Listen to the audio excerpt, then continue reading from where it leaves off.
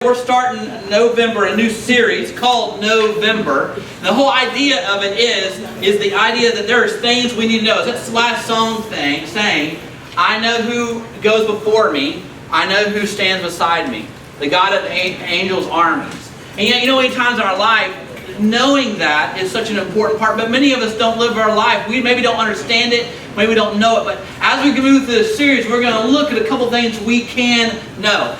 There was a TV show, maybe, I don't know who remembers it, back in the 80s when I was a young whippersnapper, used to watch a cartoon named G.I. Joe. Everybody remember the old G.I. Joe? Everybody remember that one? Okay, all right. At the end of every episode, they'd have these public service announcements, right? Duke would come out, all right? Now, for some reason, the only one I can remember, and it's serving well, because it has never happened, all right? The only one I remember is this kid riding a bicycle, and there's this electric line across the road. Anybody remember this one? I do. I don't know why this one stood out above everything else. And then Duke comes up, son, don't touch that electric line, it's down, it's dangerous. Well, that helped me. I have never touched an electric line that's been down. But you know what? He always ended it with one thing. He gives some kind of help for your day, and then I know he always at the very end, the show's going on, he'd say, because knowing is half the battle, right? Okay, so if you're happy, you're like, this is weird, all right? Other half, I remember that. Man, good times, because it's true. It's part of our life, but we want to find victory to live. Do not be chained by the doubts, the fears, be immobilized by our lack of identity, by our situations, by the circumstance of our life. A lot of it starts with, that victory starts with knowing the right things and knowing who we have that's on our side. And so today we're going to start there. We're going to look at the Bible, because the Bible talks about a couple things we can know, some things we should know, and definitely someone we should know as we navigate life. And the verse we're going to go to is in Psalms chapter 46. This is going to be a 4-part series, and this one is Know God. And not necessarily know about Him, but know who He is. Because knowing that really is half the battle for in our lives. And so, Psalms 46, starting in verse number 10, it says there, if you have turn of scriptures for a moment, it says, be still and know that I am God. I will be honored above every nation. I will be honored throughout the world. And then verse 11 it says this, the Lord of heaven's armies is here among us. The God of Israel is our fortress. So cool, as Aaron was singing that last song, it tied right into what we're going to know today. Because wherever you're at today, maybe you're going in the midst of a trial, maybe some of us here have been so surrendered to the defeat of our lives. Whatever it is, whether it's an addiction, a struggle, a circumstance, that we've even stopped trying to fight against it because we just think, this is it, there is no victory, I cannot move through this. But in doing that, we do one thing. We get our perspective messed up, because this verse here is talking about that. The word still, be still, in Hebrew is really, the word actually means to drop of one hand. It kind of carries that picture of cease, stop. And the word picture is someone who's striving, who's working hard to just stop and let your hands fall to your side. And so God says, and the whole passage of Psalms 46 is Israel speaking. They have been freed from a huge army that only God could have defeated in their lives. And this whole scripture all the way up to this verse is Israel just talking about this God who can compare to Him in the power and the strength He has. And then this last 2 verses, you can see this verse God is speaking. He says, be still and know I am God. And I would say today that as we can stop here a moment for a look, this will do us well. Because what we need to do is have a right perspective of who God is. I don't know about you, but my perspective of God gets messed up. I get my life, my circumstances, my struggles become really big. Sometimes I think I'm a pretty big deal. And so my perspective is skewed. I have too big a view of who I am, and I have a too big a view of the struggles and the trials and the stuff of this life, and I have too small a view of who God is. But the Bible has a way for us to know God. God created things, and He created the universe to be a help to help us look and see who God is. If you have another scripture, look at Isaiah 40:26. Isaiah, the whole chapter of Isaiah 40 is again Isaiah's trying to help people who are in the midst of their life. Their nation is falling apart. There's enemies on every side. There are struggles personally. There are struggles as a nation. And Isaiah is saying, look, I need you to have a better, bigger perspective of who God is. He says in Isaiah 40, he says, look unto the heavens. Who created all the stars? He brings them out like an army, one after another, calling each by its name, because of His great power and incomparable strength. Not a single one of them is missing. It says for us to look up. To be still, sometimes you stop. Man, are we not just running 1,000 miles an hour through this life?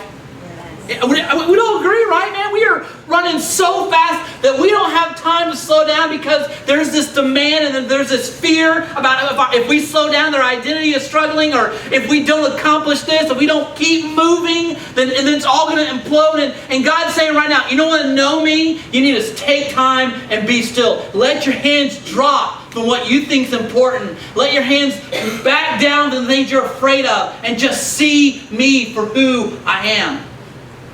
The psalmist writes, he says, if you look into the skies, you'll see the great power of God. You know, a good way for me to sit still sometimes is to observe nature, right? Isn't that true? If we could just sit still, if you go out to the ocean instead of the beach, and that's just mesmerizing. And when I just think about the power of the ocean and the breadth and the depth of it, that kind of overwhelms me sometimes. Does it not? You look at the beauty. Another way, I used to live in Arizona, me and Amanda. We first got out in 2002. We moved out there, and man, if you've never been out west, you've never been to Arizona, you've got to go sometime, because I promise you the sky is much bigger out there.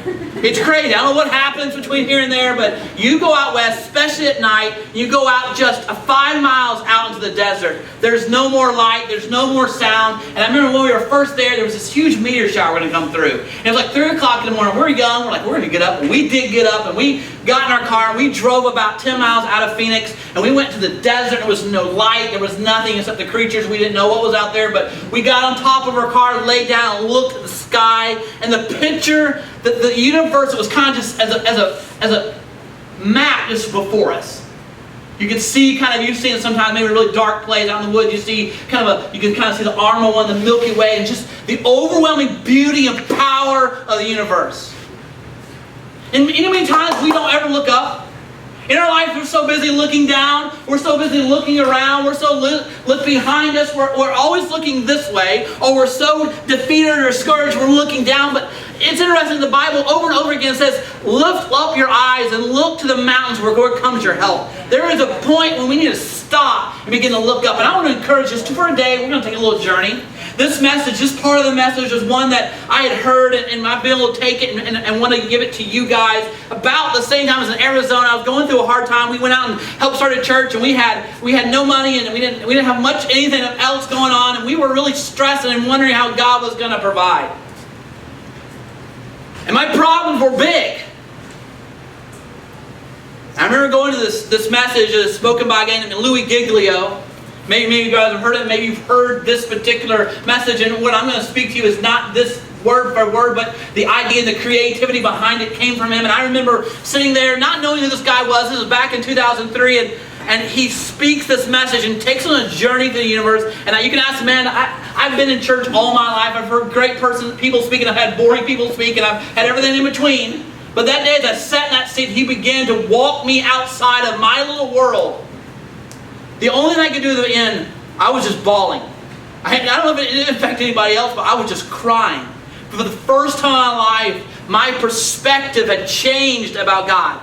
Because if you've been in church all your life, God, sometimes we like to shrink Him down to what we can understand. We shrink Him down to what we like about Him. We shrink Him down to what we can understand. And we kind of put Him in a box, and then He has limitations, and He is not all-powerful, and He's not the God of heaven's armies anymore. And for some of us who didn't go to church all our life, and have never been to church, your view of God is maybe one of a tyrant, or one of a God that does not care, and a God that does not love. And so your view of God is skewed, and so you have to move through and figure out life by yourself. But that day He gave an opportunity for us to explore our universe, and in that moment, I realized how small I was and how powerful God was. I think David, who was a shepherd, who went out, you can imagine, like how many thousand years ago when David was a shepherd, there was no artificial light. He was out in the middle of nowhere. Could you imagine the sky sitting out there? And he has so many of his psalms and his talking about the sky and the universe. And it says that it says Psalms 19:1, if we have it, that the heavens declare the glory of God, and the firmament showeth his handiwork. We look back to Isaiah 40. If we just took a moment today, and we're going to do it to look at the sky. Isaiah 40 is trying to help us wrap our minds around how great and how powerful of God we have. Isaiah 40 and verse 12 says this. If you have your scriptures, you can turn there. If not, they'll be up on the screen. And we're going to kind of stay here just for a few moments. Isaiah 40 and verse 12 says, Wow, I'm off. I'm in Psalm. That's why I'm like, wait a second. Isaiah 40, verse 12.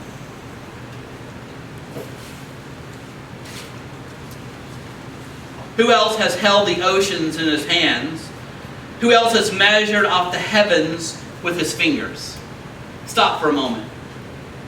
When Isaiah is trying to give us a perspective of the greatness and the power of God, he said, who else has held the oceans in his hand? And who else takes his finger and measures off the heavens?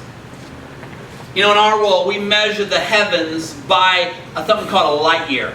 It's kind of the ruler people use to kind of navigate this universe because it is so huge. A light year, if you guys know, maybe you may know, don't know, but I'll kind of walk it through. A light year is how far light will travel in 1 year. And light travels at 186,000 miles per second. All right, now, your brain may be tempted to short circuit through this thing, but just stay calm. Don't worry about the numbers. I want you, no matter what happens today, I want you to get a bigger picture of who this God is. So light traveling 186,000 miles per second. In 1 year, it'll travel 5.88 trillion miles. Again, numbers. I don't get it. Long. And the light year is what we use as the ruler to navigate the universe. So this ruler represents 1 light year. And man, we get a search out. I wanted to go far. How far out has, in 1990, they launched the Hubble telescope, a telescope that can shoot deep into space and find pictures. And I was looking up because I didn't know. I want to see how far to date, as much as I can know, how far have they seen out into the universe? How far out? And I was looking at it, and this blew my mind. It says that the farthest they've seen out right now is 13.2 billion light years out.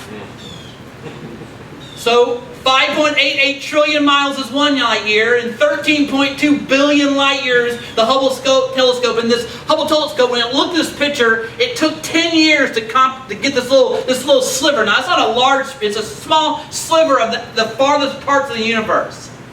And we have a picture up here, and this is a picture of what the Hubble telescope took when it came back and took 10 years. And in this thing, these are not just stars. A lot of these are galaxies that are in themselves are 100,000 light years across. And this little sliver, again, this is a very small sliver. They count at least 5,500 different galaxies. It's a big universe. Will we all agree? Yeah. I look at myself and I look at this, and I feel pretty large. I ain't good enough. I feel like a pretty big guy, all right? You know? I feel like my life, and I look at my circumstances, I look at my struggles, and they seem really big. But then when I start to put perspective on this universe, that God says He takes it and measures off the heavens with His fingers, then my problems and myself begin to kind of shrink down. My perspective begins to change. People say, you heard this phrase and maybe you thought, the universe is so big, this universe has to be, it just can't be big enough we're the only people here, come on man, there has to be more, because look how big this universe is. And Maybe that's the case, but have you ever thought, as David said, that the universe is not for us, but it was a stage just to show the power and the glory of God, that when we felt down, and we felt discouraged, and we felt alone, and we felt that we couldn't move through life, that the only thing we had to do was stop and look up and stare into a universe that would blow our minds and know that there's a God who created them, a God who can measure them. So what if the universe is just big enough to just help, just to maybe wrap our minds around the power and the greatness of God? Maybe it's barely containing it because God's power and greatness is so big. We move through it. We keep going down there. We'll go far out and we'll jump in, all right? So, that was 13.2 billion light years out. Mine already hurts. All right, let's move further. Get a little closer, all right? Let's go 13 million light years. 30 million. 30 million light years. That's much better than 13.2 billion, right?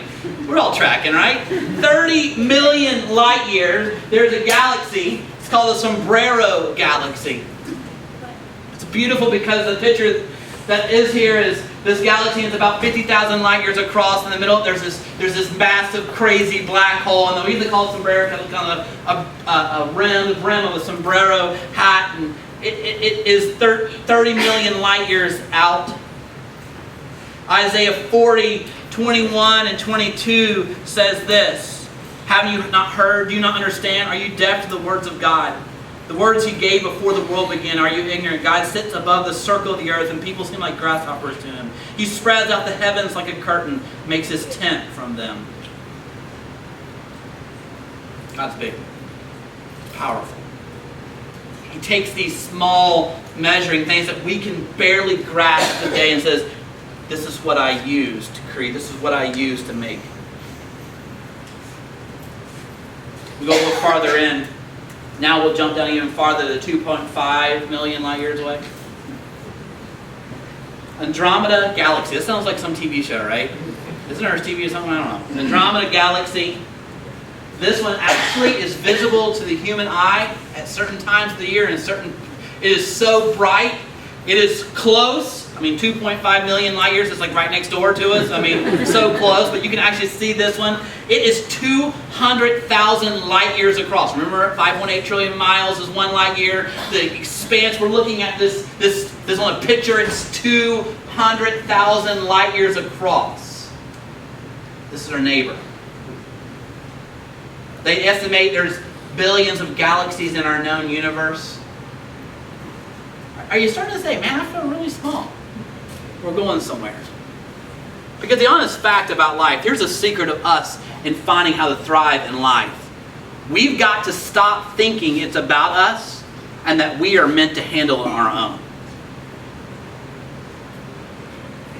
Sometimes I get pretty confident in my little workings. I start to think I'm pretty big, or my situations, and I need a peak perspective. There's a God that speaks, and He spoke this into existence, and He holds it together, the Bible says in Colossians. And He says, I wrote the verse earlier, that He calls each of the starry hosts by name and sets them in their place. He's not missed a single one. Psalms 8, 3 and 4. I think this may be how you might feel. This is how I feel. This whole week as I was kind of moving through this, I was getting more and more like shrinking more and more. And there's so many more pictures. I didn't want to give you all this, but I started thinking about this. Psalms 8, 3 and 4, we have that. It says, "When I look at the night sky and see the works of your fingers, when the moon and the stars you set in place, what are mere mortals that you should think about them? Human beings that you should care for them." Move further. Come a little closer. This we decide, let's stay inside. Let's just stay inside our galaxy, right? Milky Way galaxy. That's one we live in. All right, that one is 100,000 light years across. All right, we got a picture of it, and it has about 200 million stars in it. In fact, any one you look into the sky, if there's stars, the ones you can see are the ones that are in our galaxy, 100,000 light years across. And I thought, let's just look there for a second. And in our galaxy, there's all these called nebulas. And I looked this up because I'm not a science person, but nebula, I found it is either one of two things. It is just a huge swirl of gas and different things swirling around in dust and space, and some of them are 11,000 light years across, these just huge billows of dust, clouds. And other ones are stars that are shooting out all their plasma out. And so I want to show you a couple of these. The first one is called, it's 6,500 light years away. It's called the Crab Nebula. It is 11 light years across. That's our Milky Way. There we go. And it's beautiful. This is what you look into space and you see these things. This is not like a little small thing. 11 light years across. 5.8 trillion miles times 11. This is the size of this nebula. And we go farther down, 3,200 light years. You got the Cat's Eye. This was actually a planetary nebula, one that is from a sun that began to eject all of its mass out. And it's creating these waves of energy moving out. And then there's the last one I like a light called the Snow Angel Nebula. It's 2,000 light years away, just 2,000. And it's actually, if you can see these blue, they kind of say these are the wings of the angel, and these are actually new stars being formed, moving out. These blue specks are new stars being formed on a constant basis, moving out. This is happening right now. This is happening while we sit in this place right now, while we look at our lives and we look at our struggles and we look at all the busyness we're having, we're striving and we're fighting and we're grabbing for all we can with our hands held high, and God just says, be still, put your hands down to your side, and know that I am God. Look up and see what I have done, and know that if I have done this, what can I not do for you? That's the thing that Isaiah 40 it goes through it. It ends with, and we're going to go there in a second. But in the other passage we start in Psalms 46. Sorry, I'm going on this. Psalms 46 we talk about be still and know that I'm God, and it says that the Lord of angel armies is here with us. This one who spoke it, the one who sustains it, this universe He measures. He is here. Let me go down to our little solar system, then we're done with this. Solar system, we go back to universe picture, and then we are somewhere in one of the arms out there. We're not close to, we're not even the center of our galaxy, we're just on the arm out there. That's where our little solar system is. And in 1977, the Voyager 1 was launched, and in 1990, it finally reached the edge of our little solar system.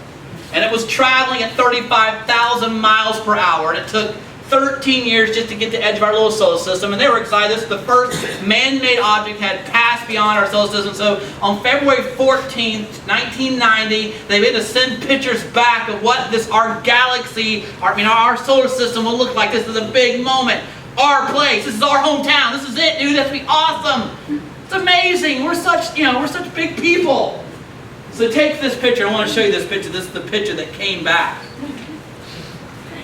Yeah, it's a great picture, right? The little arrow points to a small little dot. Can you see that? Some of you guys can see that. If you can't see it, I'm sorry. It's there. And there's a reflection. The picture had been taken, and some of the reflection of the flash had kind of come across the camera. And one of the sunbeams or one of the flash beams of light, there's a small dot, and that small dot is Earth. Not outside of our galaxy. Not light years away, just outside of our solar system. Carl Sagan at the time, he wrote about this. He called it the pale blue dot. I want to read what he said. Look again at that dot. That's here. That's home. That's us. On it, everyone you love, everyone you know, everyone you've ever heard of, every human being who ever was, lived out their lives there. The aggregate of our joy and our suffering, thousands of confident religions and ideologies and economic doctrines, every hunter and forager, every hero and coward, every creator and destroyer of civilization, every king and every peasant, every young couple in love, every mother and father, hopeful child, inventor, explorer, every teacher of morals, every corrupt politician, every superstar, and every supreme leader, every saint and every sinner. And the history of our species lived there. On a mote of dust, suspended in a sunbeam. He later on writes this, in our obscurity and all this vastness, there is no hint that help will come from elsewhere to save us from ourselves. So you know what the message, the good news is? This is what makes it good. That the God who spoke it and the God that can measure off the universe like this came, as in the New Testament, and clothed and moved on this small mote of dust and lived and suffered and felt what it was to live on this small dot. And in that moment of life that He lived, He took on the entire sin and He rescued mankind by paying for the sin of the entire world.